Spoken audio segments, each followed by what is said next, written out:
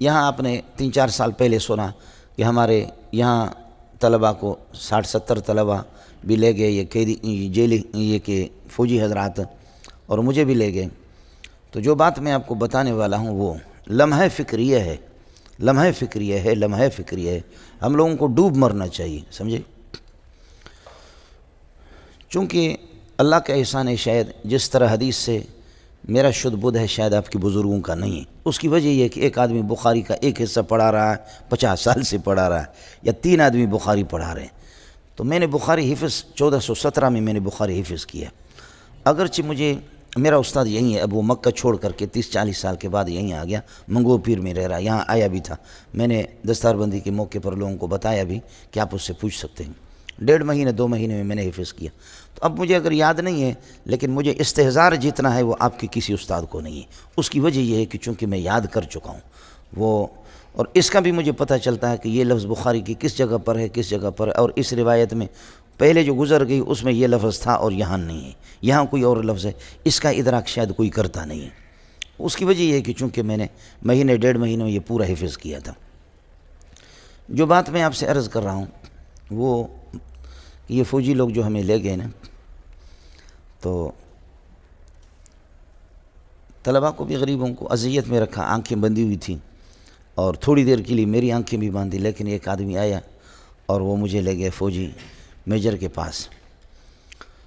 تو اس میجر نے کہا کہ آپ عالم ہیں؟ میں نے کہا میں ڈاکٹر ہوں، اس لیے کہ عالم، حافظ، مفسر، محدث کو یہ لوگ جانتے ہی نہیں، اور عربوں کے ہاں بھی یہی ہے۔ تو میں نے کہا میں ڈاکٹر ہوں، PhD ڈاکٹر ہوں۔ اچھا، تو میری آنکھیں بندی ہوئی، PhD ڈاکٹر، آپ نے کس سبجیکٹ میں یہ ہے کہ ڈاکٹریٹ کی ڈگری حاصل کی ہے؟ میں نے وہ بتا دیا کہ فلانا مضمون ہے، فلانا۔ پھر کہنے لگے کہ آپ مدرسے میں کیا سبجیکٹ پڑھاتے ہیں؟ میں نے کہا میں ڈاکٹر بھی ہوں، حافظ بھی ہوں، عالم بھی ہوں، مفتی بھی ہوں، سمجھے؟ تو آپ کیا سبجیکٹ پڑھاتے ہیں؟ میں نے کہا صرف، نحو، منطق، بلاغت، فقہ، اصول فقہ، حدیث، اصول حدیث، تفسیر، اصول تفسیر، یہ سب میں پڑھا چکا ہوں، پڑھاتا ہوں۔ کہ یہ سب پڑھا رہے ہیں؟ میں نے کہا میں سب پڑھا چکا ہوں، اور میرے لیے کوئی نہیں ہے، 10-10 15-15 سبق میں پڑھا چکا ہوں۔ تو اس نے یہ کہا کہ اپنے فوجی سے کہ اس کی آنکھیں کھولو۔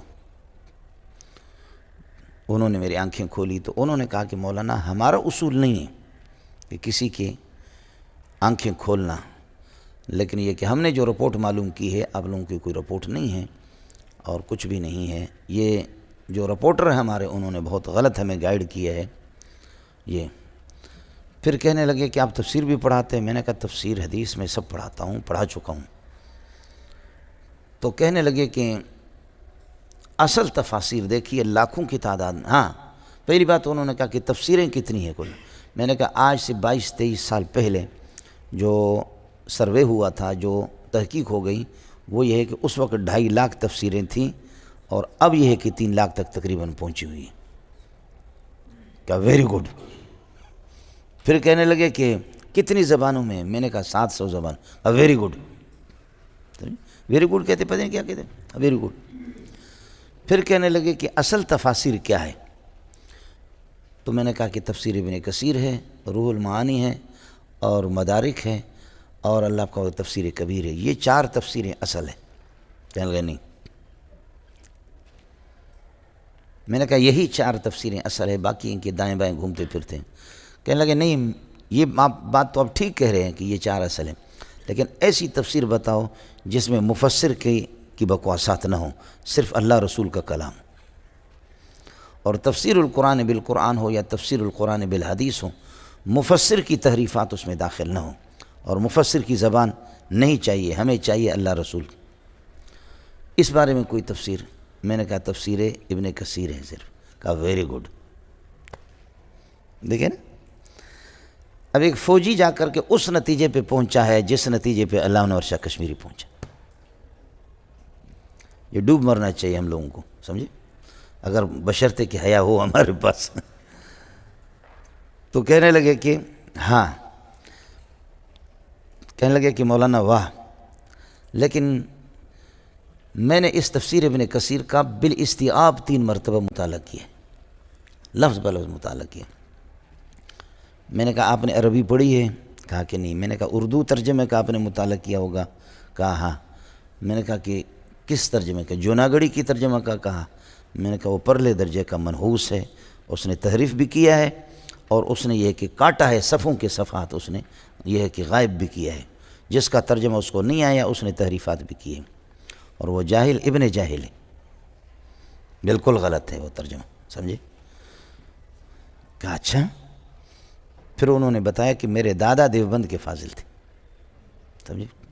اور بہت سی چیزیں پھر بخاری کی وغیرہ کی کئی چیزیں مجھ سے پوچھتے رہے۔ گزارش یہ تھی کہ اللہ آپ کا بھلا کرے کہ یہ لوگ کتنے معلومات ہیں ان کے، یعنی آپ یقین کریں کہ بخاری کے غزوات اور یہ چیزیں اللہ آپ کا بھلا کرے، سیرت بالکل ان کو مستحضر تھی، لیکن اللہ کا احسان ہے چونکہ میں تو پڑھاتا ہوں، ایک کتاب تو نہیں پڑھاتا، وہ سارے حدیث کی کتابیں ہمارے سامنے سے گزر جاتی، تو تھوڑا سا خاکہ ہمارے ذہن میں ہوتا ہے، بشرطے کہ عام مولوی اس طرح نہیں کر سکتا، اس کے لیے بہت مشکل ہے۔ یا بخاری کے ایک آدھا حصہ پڑھا رہا ہے 20 سال سے، 25 سال سے، 30 سال سے، اس کو کیا پتہ ہوگا کہ دوسرے حصے میں کس ہے؟ بخاری ترمذی کا ایک حصہ پڑھا ہے، اس کو کیا پتہ کہ دوسرے حصے میں کیا، باقی کتابوں میں کیا ہے؟ یہ تو مسئلہ ہوتا ہے، آدھا تیتر آدھا بٹیر آدھا تیتر آدھا بٹیر، زندگیاں ان کی اسی پر بھی ہے کہ گزر گئی، وہ تو رہیں گے بھی اسی طریقے پر۔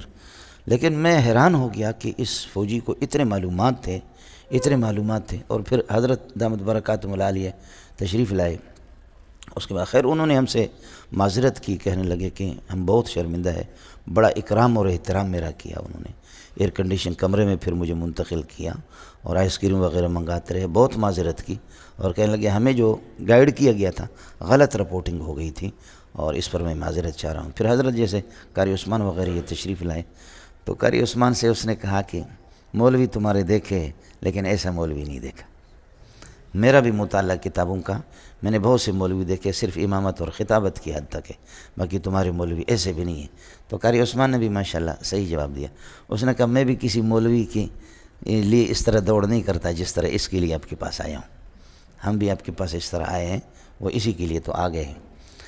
گزارش یہ تھی کہ ایک داڑھی منڈے لوگوں کو ان کو کتنے معلومات ہیں، لیکن اللہ تعالیٰ مجھے اور آپ کو یعنی قبول فرمائیں، ہمارے پاس تو ٹچ موبائل ہے اسی میں ہماری زندگی گزرتی ہے، ہمیں کیا ضرورت ہے؟ بولے صاحب حضرت اقدس کا میں نے عرض کیا کہ مغنی ابن قدامہ علامہ انور شاہ کشمیری فرمایا کہ متاخرین فقہا حدیث سے ناواقف ہے، یہ آدمی فقیہ بھی ہے، یہ آدمی محدث بھی ہے۔